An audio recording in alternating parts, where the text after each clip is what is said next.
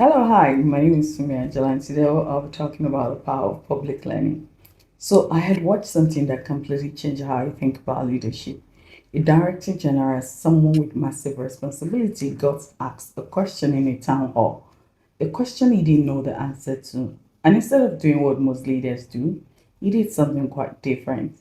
Stick around because what he did next is actually how you build real influence. So, this director general is in front of around 200 people. Someone raises their hand and asks him about a policy area that's clearly not his strength. Most leaders in that position, they deflect. They give a vague answer. They say we'll circle back on that. But not this guy. He looked at the room and said, "That's a gap in what I know about this, and I'm going to learn it properly. I'm coming back with real insight, not a surface level take." 3 weeks later, he actually does it. He publishes a breakdown, raw, honest, shows us thinking. And here's what happened. His team's engagement with him went up, his credibility went up, not down. That's the opposite of what most people expect to happen. That moment taught me something most leaders get wrong about communication. You're not supposed to project perfection, you're supposed to communicate your growth. And that is your competitive advantage. Think about this. The leaders winning right now in government, in business, in any sector, they are not the ones protecting a perfect image. They are the ones showing their thinking, actually communicating what they are learning in real time. When you do this, when you communicate your learning journey, three things happen. Number one, you model it for your team. Your people watch how you handle what you don't know. If you admit gaps and learn from them, they feel safe doing the same. And that's where innovation happens, not in perfect execution, in psychological safety. Number two, you stay grounded. You are not isolated at the top, filtering information. You are actively learning what's actually working, what's not, what's changed. You are connected to reality, not living in a bubble. Number three, you build real authority. Not the kind based on I know everything, the kind based on I'm competent, I listen, and I get better.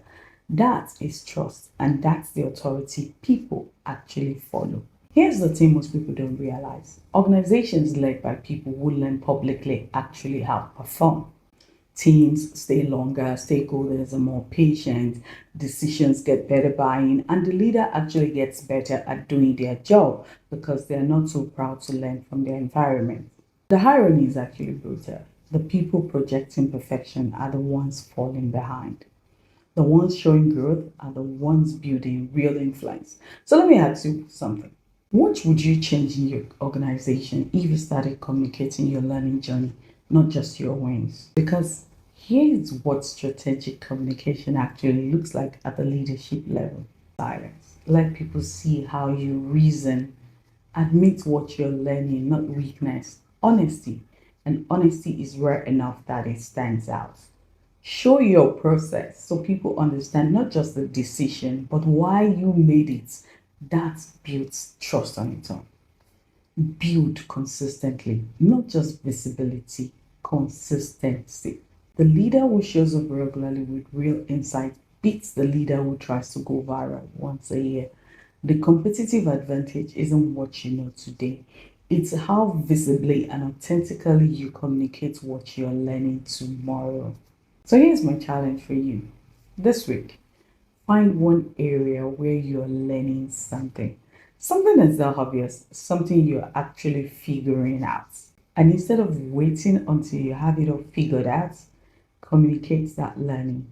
Show your thinking. See what happens to your credibility. See what happens to your team's engagement.